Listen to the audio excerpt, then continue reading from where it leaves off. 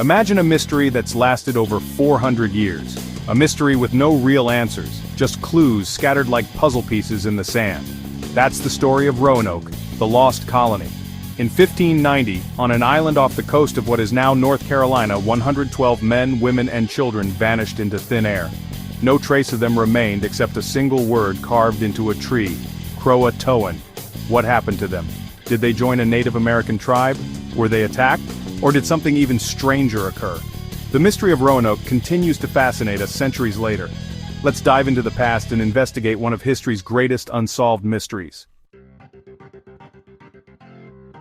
England in the late 16th century was a place of both great promise and great uncertainty. Queen Elizabeth I sat on the throne, but the Spanish Empire, with its vast wealth and powerful navy, loomed large. England, eager to challenge Spain's dominance and find new sources of riches, turned its attention westward, towards the vast unexplored lands of North America. Sir Walter Raleigh, a bold explorer and favorite of the Queen, envisioned establishing a permanent English settlement in the New World. This colony would serve as a base for English privateers to harass Spanish shipping, and it was hoped uncover gold and other treasures.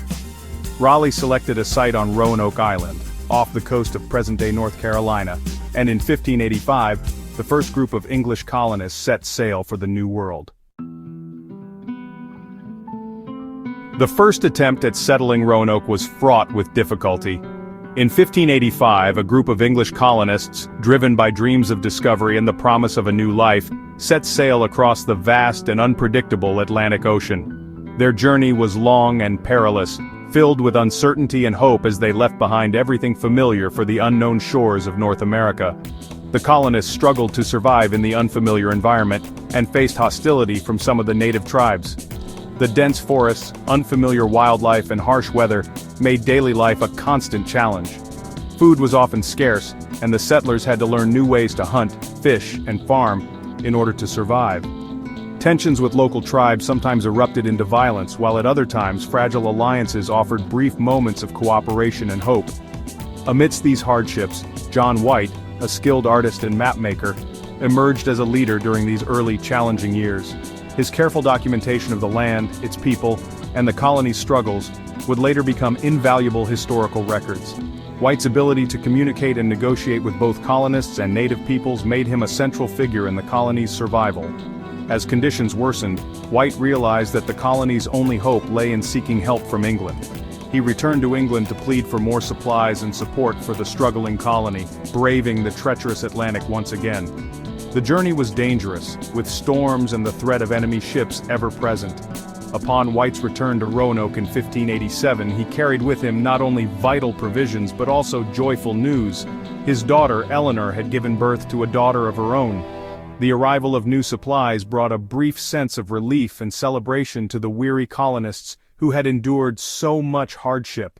The child, Virginia Dare, was the first English child born in the New World, a symbol of hope and new beginnings for the fledgling colony. Her birth was celebrated as a sign that English life could truly take root in this distant land, inspiring the settlers to persevere despite the many obstacles they faced. However, the challenges of survival and the ever-present threat of Spanish hostility meant that White would soon have to leave his daughter and granddaughter behind and return to England once more to seek further aid. The fate of the colony, and his family, would hang in the balance as he set sail, uncertain of what he would find upon his return. In the late summer of 1587, John White, the governor of the fledgling Roanoke colony, made a fateful decision. He left Roanoke Island for England, torn between his duty to the struggling settlers and the desperate need for more supplies. The colony was running dangerously low on food and resources, and White knew that without help, their survival was at risk. Before departing, he promised the colonists, including his own daughter and infant granddaughter, that he would return as soon as possible, bringing much-needed supplies and reinforcements. His heart was heavy with worry, but he was determined to keep his word. Yet, as his ship sailed into the vast and unpredictable Atlantic, White could not have foreseen the obstacles that lay ahead. Fate, in the form of both war and weather, would soon conspire against him, altering the course of history. Upon reaching England, White found the country in turmoil. There was a severe shortage of ships, as most vessels had been commandeered for national defense. England was on the brink of war with Spain, and the threat of invasion loomed large over the nation. The government ordered every available ship to be prepared for battle. The conflict reached its peak with the arrival of the mighty Spanish Armada in 1588, as Spanish and English fleets clashed in a desperate struggle for control of the seas. The very survival of England was at stake, and fear gripped the population. Every ship, sailor, and resource was needed to defend the homeland. As a result, White's pleas for a return voyage to Roanoke were repeatedly denied. The war effort took precedence, and his mission was forced to wait. It was not until 3 long, agonizing years had passed that White finally secured passage back to the New World. The wait was filled with uncertainty and fear for the fate of his family and the colonists he had left behind. In August of 1590, White's ship at last approached the mist-shrouded coast of Roanoke Island. The journey had been long and perilous, but hope flickered in his heart. As he gazed toward the shore, anticipation and dread warred within him. What would he find after so many years away? With a pounding heart, White and his crew rowed toward the deserted shoreline, searching for any sign of life or welcome. He scanned the overgrown settlement, desperately hoping to spot a familiar face, a signal, or even a wisp of smoke from a hearth. But only an eerie silence greeted him. The colony was empty, the houses abandoned, and the fate of the settlers shrouded in mystery. John White's heart, heavy with dread and uncertainty, truly sank as he stepped ashore on Roanoke Island. The silence that greeted him was overwhelming, a silence so deep it seemed to swallow every hopeful thought he'd carried across the ocean. He had returned after years away, desperate to reunite with his family and the settlers he'd left behind, but what he found was nothing like the bustling community he'd hoped for. Instead, the colony was deserted. Not a single voice echoed through the empty streets, not a single footprint marked the sandy paths. The homes and buildings, once filled with laughter and life, now stood eerily quiet, as if the entire population had vanished in an instant. Buildings were dismantled, their timbers pulled apart, and personal possessions were left scattered about. Pots, tools, and clothing abandoned, as if their owners had left in a hurry, or perhaps with the intention of returning. Yet, there was no sign of a struggle, no evidence of violence, no bloodshed or broken weapons. It was as if the colonists had simply melted away, leaving behind only questions and a chilling sense of loss. The only clue to their fate was a single word, deeply carved into a sturdy wooden post: Croatoan. It was a message, but its meaning was as mysterious as the disappearance itself. No other message was left behind. No hastily scrawled note, no sign of violence, just that one haunting word, standing silent in the clearing, as if daring anyone to solve its riddle.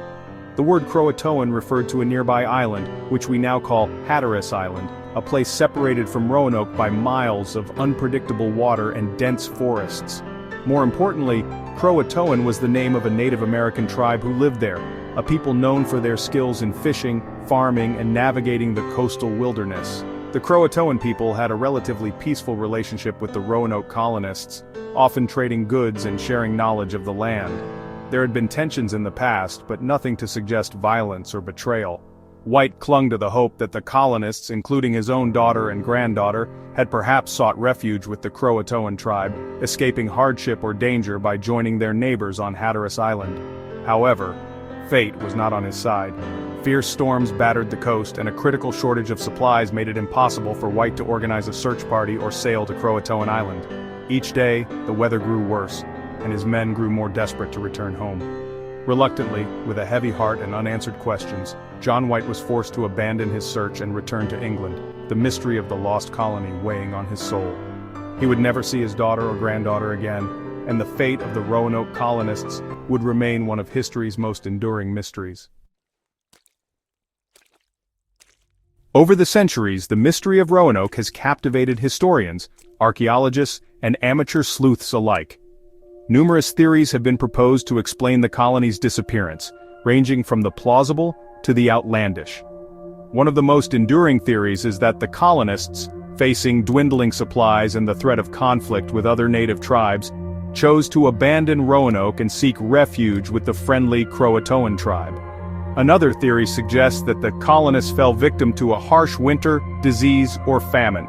The fragile colony may have simply succumbed to the unforgiving realities of life in the New World. A more sinister possibility is that the colonists were attacked and killed by hostile Native Americans, although there is little direct evidence to support this theory. The lack of any signs of a struggle or mass grave at the Roanoke site makes this theory less likely, but still possible. Some theories about Roanoke's fate venture into the realm of the speculative and even the bizarre. The discovery of the enigmatic Dare stones, a series of stones inscribed with messages purportedly written by Eleanor Dare, John White's daughter, has fueled speculation that the colonists were killed or captured by Native Americans. However, most historians believe these stones to be elaborate hoaxes. Other, more outlandish theories propose that the colonists were victims of extraterrestrial abduction, time travel, or even a vengeful spirit said to haunt the island. While these theories are entertaining to consider, they lack any credible evidence and are generally dismissed by serious researchers. Despite centuries of searching, no definitive trace of the Roanoke colonists has ever been found. Recent years have seen renewed interest in solving the mystery, with archaeologists employing modern technology like ground-penetrating radar and DNA analysis to search for clues.